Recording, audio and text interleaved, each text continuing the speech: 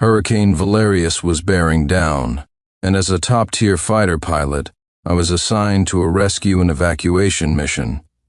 But because of a sudden clash of air currents, the plane jolted slightly. Just for that, a young man from first class stormed up to me, his tone hostile. "Do you even know how to fly a plane?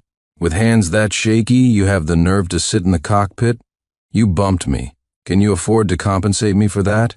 Get on your knees and apologize right now, or you can get ready to go clean toilets." I suppressed my anger and made a calm, professional announcement over the intercom. He, however, felt I had made him lose face. He actually burst into the cockpit, lunged for the control stick, and started throwing punches at me. "Who the hell do you think you are, talking back to me? Do you have any idea who my wife is? She's the CEO of Apex Aeronautics in this city. My wife is the law. If you know what's good for you, get on your knees and apologize, or you can forget about ever making it in this city." The CEO of Apex Aeronautics, Victoria Sterling. Isn't that my wife?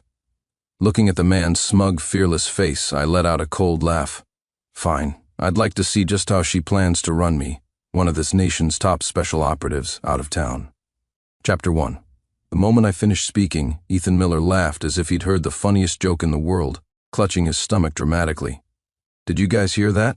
A useless commercial pilot claims he's a top special operative for the country. Look at you. You can't even fly a passenger plane straight. You think you can fly a fighter jet to defend the nation? Who the hell do you think you are?" His cronies immediately chimed in. "Young Master Miller is right. You should take a good look at yourself in a puddle of piss. So what if you work for the government? In this city, if you're a dragon, you coil. If you're a tiger, you lie down. Exactly. Everyone in the city knows how good Ms. Sterling is to young Master Miller. He mentioned he liked tropical islands, and she immediately bought him a private jet for his vacations. Piss off, young Master Miller, and Miss Sterling could crush you with a single finger." A sharp pain lanced through my heart, like being pricked by a needle. All Victoria Sterling had ever given me was a cold house and endless criticism. So it wasn't that she didn't know how to be kind to someone, she just wouldn't be kind to me. My silence was mistaken for fear by Ethan Miller. He grew even more arrogant, stepping forward until his face was nearly touching mine. "What? Scared now? Get on your knees and kowtow to me 3 times, then lick my shoes clean. When my wife gets here, I might even put in a good word for you." As he spoke, he actually raised his hand to slap my face. I grabbed his wrist, stopping him cold. Rage churned in my chest, threatening to overwhelm my reason, but I couldn't move. I was the only top-certified pilot on this plane, with over 100 innocent lives behind me. That responsibility was immense, far more important than my personal dignity. I took a deep breath, forcing myself to release his wrist. My fingernails dug deep into my palm, the sharp pain a welcome anchor. "Mr. Miller, please return to your seat and fasten your seatbelt immediately. The hurricane is intensifying. We may encounter more turbulence. An impact to the cockpit could cause the plane to lose control or even crash. You are currently interfering with my piloting of this aircraft. According to aviation safety regulations, I have the authority to use necessary force to restrain you. Who the hell are you trying to scare? Do you believe I'll—" Before he could finish, he was interrupted by several passengers who had been frightened by the turbulence. "Settle your scores after we land. Don't gamble with everyone's lives. Yeah, safety first, don't you get it? You might not value your life, but we value ours." Ethan Miller's face turned livid. Humiliated, he shot me a venomous glare and lowered his voice. "Fine, you've got guts, just you wait until we get off this plane." I looked out at the roiling sea of clouds and sneered internally. Fine by me. Let's see who will be waiting for whom. Chapter 2. The moment the plane came to a complete stop, Ethan Miller rushed to the cabin door and pointed a finger at my nose. "I'm telling you, you are so dead today, my wife will be here any minute if I don't skin you alive. My last name isn't Miller." I just looked at him with a cold smile and took out my phone to send a message. A few minutes later, the sharp, hurried clicking of high heels echoed through the terminal. Victoria Sterling had arrived. She was dressed in a sleek black business suit, followed by 4 or 5 bodyguards in Apex Aeronautics security uniforms. "Ethan, are you all right?" Her voice held a rare note of concern. She looked him up and down, not sparing me so much as a glance. Honey, seeing her, Ethan Miller immediately pointed at me. It was him. He deliberately made the plane shake to scare everyone. I just said something because the turbulence was unbearable. And he got pissed. He even tried to get physical with me. You have to ruin him today. Get him kicked out of the aviation industry for good. All right, don't worry. I'll make sure you get justice. She then looked up at me, but as she was about to speak, she froze. I gave her a mocking smile, and a flicker of unease crossed her face. What are you doing here? If I weren't here, how would I have known my wife has another husband on the side? Victoria looked at me, a trace of guilt in her eyes, and was about to say something. But Ethan Miller exploded like a cat whose tail had been stepped on. You son of a bitch, no wonder you dared to deliberately cause turbulence and talk back to me with such attitude, so you've been dreaming of getting with my wife all along, you social climbing piece of trash. Are you looking to die? He turned and roared at the crowd of onlookers, his voice deafening. All of you, look closely. This Saab pilot is nothing but a low-life homewrecker, absolutely shameless. The passengers from the flight gasped, their gazes turning on me with disgust. I was wondering why this guy was so arrogant. Turns out he's just trying to sleep his way to the top. Everyone knows how in love the CEO of Apex and her husband are. Who does this guy think he is, trying to butt in? Disgusting Ethan Miller, Victoria's husband? My head snapped towards Victoria. So this was why she wanted me to hide our marital status, claiming it was to protect my ordinary identity from being disturbed. In reality, it was to make room for this man, her real partner. He's your husband? Then what am I, your legal husband? I stared at her, asking word by word, my voice hoarse. Victoria avoided my gaze, her lips pressed into a thin line. That tiny movement made my heart sink to the bottom of a cold, dark pit. Ethan's face began to darken as well. He grabbed Victoria's arm. Victoria, what the hell is he talking about? You better explain this clearly, or we're through hearing this. Victoria immediately clung to Ethan's arm, explaining anxiously. Ethan, what nonsense are you talking about? You're the only one for me. Don't you ever talk about breaking up again. I watched the scene unfold, feeling the immense irony of it all. She had never spoken to me with such tenderness. For others, it came so easily. After a moment's hesitation, Victoria pointed a sharp finger at me and announced loudly to everyone present, "Don't listen to his nonsense. This person is a stalker. He's been harassing me for ages, and after I rejected him, his love turned to hate. That's why he deliberately targeted Ethan today, in revenge. My only husband is Ethan. To protect Ethan Miller, she was willing to completely distort our relationship. She even gave my identity to him." Upon hearing this, Ethan's arrogance returned in full force. He commanded the bodyguards, "What are you standing around for? Seize this creep who's been harassing my wife and teach him a lesson. I'll take responsibility for whatever happens." The bodyguards immediately closed in on me. Victoria's eyes flickered with uncertainty, but in the end, she stood by and allowed it to happen. In that instant, any love I had left for her vanished completely. I raised my eyes to the approaching bodyguards. "If any of you lay a finger on me today, I guarantee that you, and your young master Miller behind you, will disappear from this city by tomorrow." Chapter 3. You think you can do that? I could make one phone call right now and you wouldn't even be able to leave this airport. In this city, my wife is the law. Ethan Miller laughed maniacally. Hearing his words, the bodyguards advanced more boldly, surrounding me completely. Seeing that her security was about to attack me, Victoria sighed, her eyes filled with disappointment. "Sincere, that's enough. Ethan has a short temper. Just apologize, and this will all be over." Victoria's words sounded like she was mediating, but in reality she was pinning all the blame on me. The crowd's murmurs swelled immediately. Someone pursed their lips at me. "This captain is so ungrateful. Miss Sterling is giving him a way out and he's not taking it." Exactly. Young Master Miller is clearly an important man. A guy like this probably isn't even worthy of shining his shoes. Ethan stood behind Victoria, his eyes brimming with smugness and provocation. "You hear that? Kneel and kowtow to me now. Say, 'Grandpa, I was wrong 3 times, and I'll let you go.' How about it?" I just looked at him and gave a scornful laugh. "You want me to kneel and apologize? You should first see if you're worthy. You attempted to assault a crew member and threaten flight safety. That's a criminal offense. I've already called the police." "Criminal offense?" Ethan laughed as if it were the funniest thing he'd ever heard. "In this city, my word is the law. A mongrel like you has the right to talk to me about the law. I say one word, and you have to get on your knees and beg for mercy I didn't speak." Victoria's brow furrowed even deeper as she warned me in a cold voice, Sincere, stop making a scene. With me here, no one in this city will dare to take your case. Ethan was publicly disrespected by you and got a scare. Just apologize to him and this matter ends here. What more could you possibly want? Her words were laughable. I remembered a time when an old enemy framed me with fabricated evidence, accusing me of stealing military secrets, nearly ending my career. Back then, Victoria just told me to swallow my pride, counseling me that it was better to avoid trouble, that taking a loss was a blessing in disguise.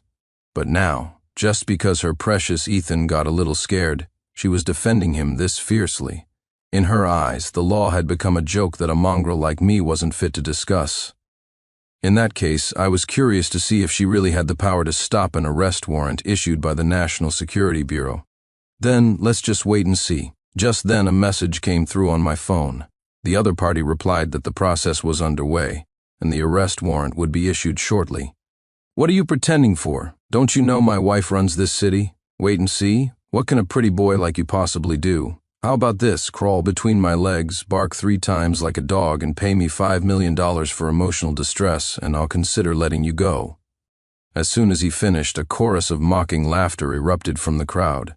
That's it? Young Master Miller is too kind. If this was my wife's secret lover, I'd beat him to death. This guy is disgusting. Trying to get ahead with tactics like these? He should take a good look at himself.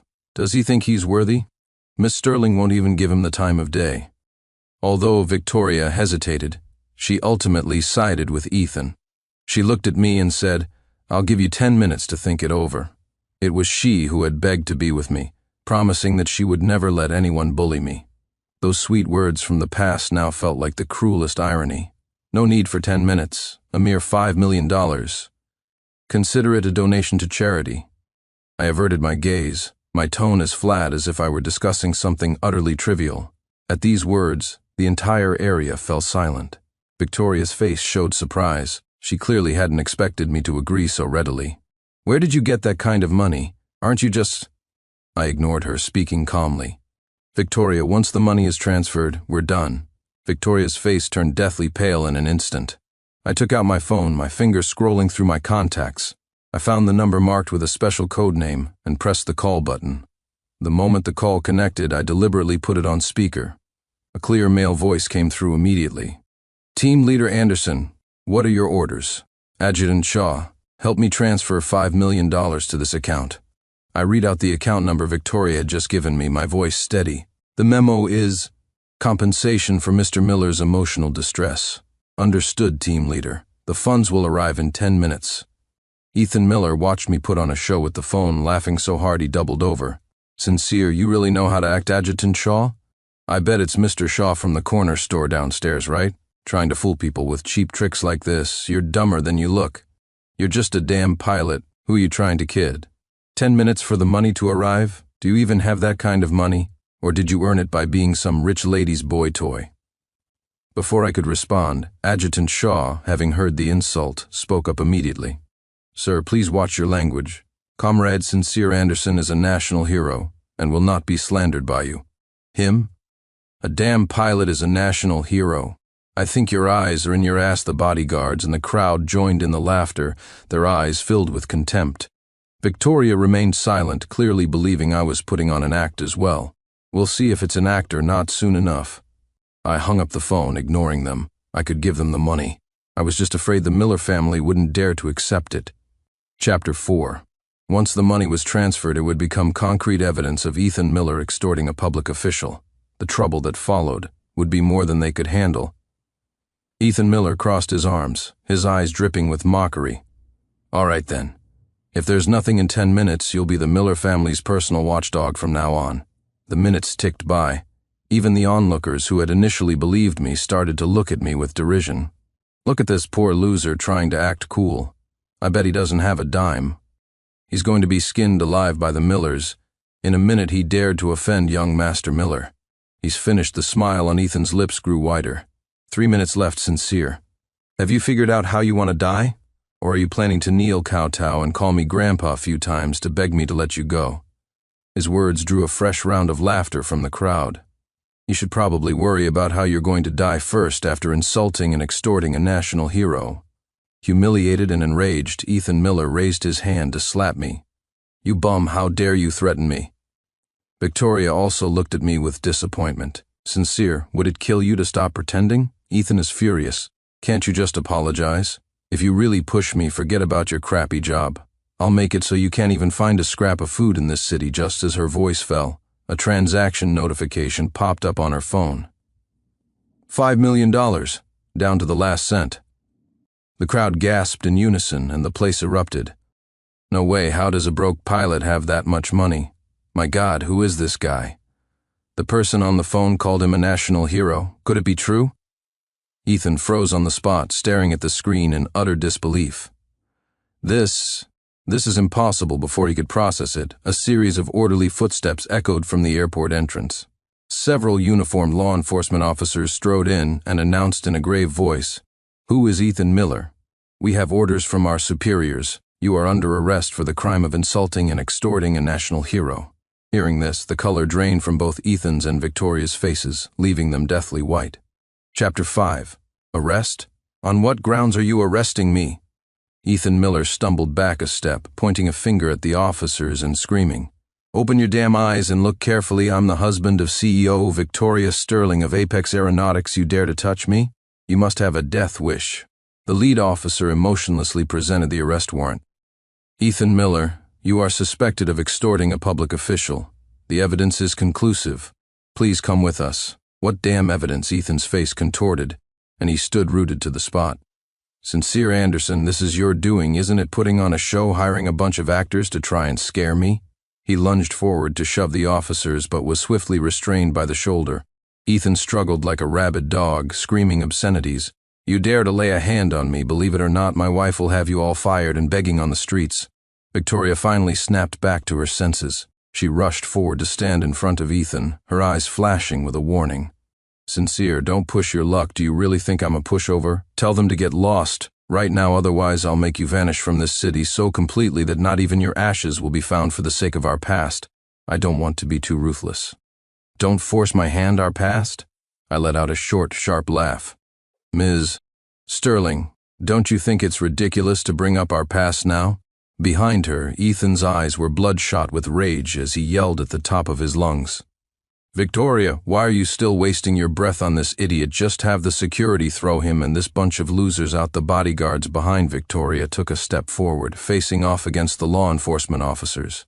The air instantly froze. The surrounding passengers, terrified, backed away, their whispers growing louder. Did young Master Miller really mess with the wrong person this time? These actors are pretty convincing. Their props are so detailed. Tisk, tisk, maybe young Master Miller really did commit a crime? The lead officer's face darkened. He pulled out his badge and held it up to Victoria's face. "We are legitimate law enforcement officers conducting official business under the protection of the law. Obstructing justice is a crime. Are you aware of the consequences?" Victoria's face alternated between pale and flushed, but she forced herself to remain calm. "Cut the crap, you're not taking him anywhere without concrete evidence. My legal team is on their way. They'll show you the consequences of framing Ethan. The evidence has already been submitted to the relevant authorities. Ethan Miller's account just received the $5 million in question, with a clear memo." The officer's tone grew sterner. "Miss Sterling, if you insist on obstructing us, we'll be forced to take measures." Hearing this, Ethan screamed even louder. "What illicit funds?" He practically begged me to take it. "How is that extortion? I gave it voluntarily, but you demanded it through threats and intimidation. That is the definition of extortion." I spoke calmly, my eyes devoid of any warmth. Victoria immediately backed him up, her voice sharp and piercing. "That's enough, Sincere. I've seen enough of this pathetic little play. Don't test my limits. Whether it's a play or not will become clear at the station." The officer wasted no more time. He gave a nod to the men behind him. "Take him away." Two officers immediately moved forward and seized the violently struggling Ethan Miller. Victoria was so frantic she was biting her lip, yet she didn't dare give the order for her bodyguards to intervene. "You can't take him. I'm calling the mayor right now. I'd like to see who dares to touch him." "Then, Miss Sterling, calling anyone is useless." I walked up to her, my gaze as cold as ice. "Did you think you own this city? Do you really think the law is just for show?" Victoria looked at me, and for the first time a flicker of panic appeared in her eyes, though her words remained defiant. "Sincere, even if Ethan is taken away today, I can get him out if you dare to frame him. I will make you pay a price so steep you will wish you were never born. I gave a cold laugh, looking at the furious, helpless woman before me without a ripple of emotion. The show was just getting started. Chapter 6. Ethan Miller was dragged away like a dead dog, his screams and curses echoing down the jet bridge before fading into the distance. Victoria was left standing there, her face ashen, her chest heaving violently. The queenly image she so carefully maintained had shattered into a million pieces. The surrounding passengers pointed and whispered, the sound buzzing like flies. The same people who had been fawning over Ethan and mocking me moments ago now avoided my gaze, their eyes shifting uncomfortably. Victoria's head snapped up. Her bloodshot eyes locked onto me, a look so intense it was as if she wanted to devour me whole. Sincere Anderson, she practically spat my name through gritted teeth, her heels clicking furiously on the floor as she stormed towards me. Are you satisfied now? What good does it do you to have Ethan locked up? I watched her with a blank expression, as if observing a drama that had nothing to do with me. The law enforcement agencies are acting according to the law. What does it have to do with me? Bullshit, she hissed, her lack of composure drawing more attention. Don't think I don't know this was your doing. Go and withdraw the complaint right now. Get Ethan released. Immediately her tone was still imperious, commanding, as if I were still the useless husband she could manipulate at will. I twisted my lips into a mocking smirk. Miss Sterling, it seems you still haven't grasped the situation. The evidence is conclusive. The procedure is legal. It's not something I can influence with a single word. Victoria choked on her breath, clearly enraged by my impenetrable demeanor. She took a deep breath, forcibly suppressing her fury. Her expression shifted, and suddenly she adopted a condescending air of bestowing charity. She smoothed her slightly disheveled hair, lifted her chin, and spoke in a tone one might use to decide another's fate. Sincere, let's talk. I remained silent, waiting for her to continue. Seeing I wasn't responding, she softened her tone slightly, though it was still laced with a nauseating sense of superiority. I know you're doing all this because you feel slighted, because you want my attention. I almost laughed out loud. She continued her performance as if granting me a great favor. How about this? As long as you agree to drop the charges, get Ethan out safely, and promise to never bother him again, I can agree not to divorce you. She paused, carefully observing my reaction, as if expecting to see me overjoyed. You can continue to use the title of Mr. Sterling, and Apex Aeronautics won't hold today's little outburst against you. Your life can go back to how it was. She even added magnanimously, and of course this misunderstanding between you and Ethan will be forgotten. I won't hold a grudge. Having delivered her speech, she stood there as if she had made a monumental compromise, waiting for my gratitude. The air grew still. A few of my crew members who hadn't left yet stared at Victoria with wide eyes, as if they couldn't believe what they were hearing. I looked at her quietly, at this woman I once loved, now humiliating herself in the most foolish way imaginable, squandering her very last chance. My heart was as still as a stagnant pond, without a single ripple. Victoria, I began slowly, my voice not loud but clear enough for everyone to hear. Do you still think I'm fighting him for the title of your husband? I took a step forward, closing the distance between us, looking down at the panic finally beginning to spread in her eyes. Do you still think your precarious Apex Aeronautics holds any attraction for me? A small smile touched my lips. Do you really believe that not divorcing me is some great act of charity? My presence forced her back half a step. Her face grew even paler as she tried to maintain her composure. Sincere, don't be an ungrateful fool. This is your last chance, my last chance. I let out a soft laugh, filled with infinite scorn. Victoria, listen carefully. I enunciated each word clearly. First, I've already signed the divorce papers. Once you sign them, we are done. Second, Ethan Miller is getting what he deserves. No one can save him. Third, my gaze swept over her pale face. Drop your ridiculous superiority complex. In my eyes, everything you have right now, including you, I paused deliberately, savoring the fear that made her pupils constrict, is cheap and utterly worthless. With that, I turned away from her devastated expression and walked straight towards the airport exit. Behind me, I heard Victoria's shriek, tinged with hysteria. Sincere, you'll regret this. I'll make you come back to me on your knees, begging regret. I stepped into the sunlight outside the airport and squinted. The one who should have regrets was never me. The game was only half over, and they were about to lose their right to even sit at the table. Chapter 7. I'd just gotten into my car when my phone rang. It was an encrypted number.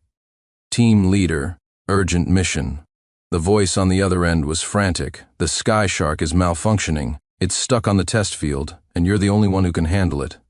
The Sky Shark was the latest generation of fighter jet, a top national secret that only I could pilot. Just as I was about to answer, someone started banging on my car window. It was Victoria, her face a mask of fury. "Sincere, get out of the car. This business with Ethan isn't over." I lowered the window and looked at her coldly. "Move. I have a mission." "A mission?" Victoria laughed as if it were the joke of the century. "You, a pilot who's about to be fired? What important mission could you possibly have?" She grabbed the edge of the window. "You're not going anywhere until this is resolved. I've already contacted Director Wang at the Federal Aviation Administration. You can expect a suspension notice." The person on the phone had clearly heard the commotion. His tone grew serious. "Team leader, do you require assistance?" Just then, a screech of tires filled the air. 3 black SUVs screeched to a halt, boxing my car in. Several men in black suits with imposing auras jumped out. The man in the lead was an officer with a general's star on his shoulder. Victoria was startled by the display, but her arrogance quickly returned. "Oh, you hired more actors? Sincere, you're really scraping the bottom of the barrel," she barked directly at the man dressed as a general. "I don't care what film crew you're from. Leave immediately. I'm handling important business here." The general didn't even glance at her. He walked straight to my car window and gave a perfect military salute. "Colonel Anderson, the Western Theater Command requests immediate assistance. General Arthur Grant, director of the Sky Shark project, under orders to escort you." His voice was powerful, each word landing like a hammer blow on Victoria's heart. "This is a special passage order signed by the Joint Chiefs of Staff." He handed over a tablet displaying a bright red digital seal. "The airspace has been cleared, and a private military transport is on standby. Please proceed to the Xinjiang Proving Grounds immediately." The blood drained from Victoria's face.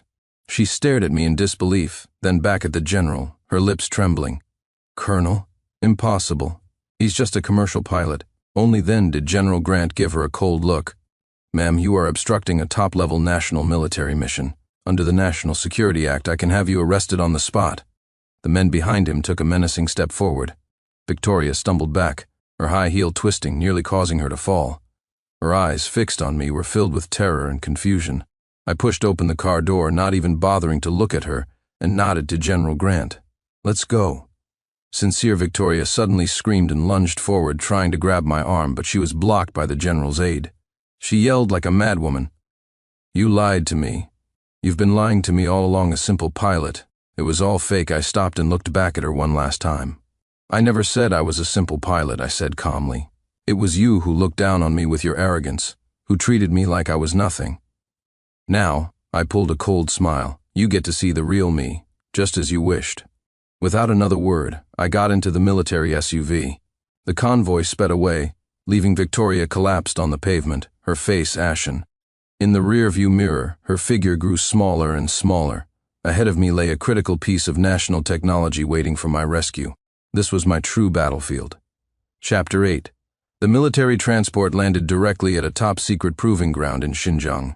The moment I stepped off the plane, I was surrounded by anxious engineers and officers. "Colonel Anderson, the Sky Shark's control system is completely locked down. All conventional methods have failed. Only your special authorization and operational mode can execute a manual override." I walked briskly towards the hangar while being briefed. The situation was more critical than I'd imagined. Not only was the Sky Shark unresponsive, but its core database was in a self-destruct countdown. Just as I was about to board, my adjutant hurried over, handing me a tablet with a grim expression. "Team leader, look at this." On the screen was a live broadcast of Victoria holding an emergency press conference. She stood before a throng of reporters, her face pale but her voice firm. "As the CEO of Apex Aeronautics, I solemnly declare that former Captain Sincere Anderson has been terminated from our company for immoral conduct. Out of spurned love, he maliciously framed my fiancé, Ethan Miller."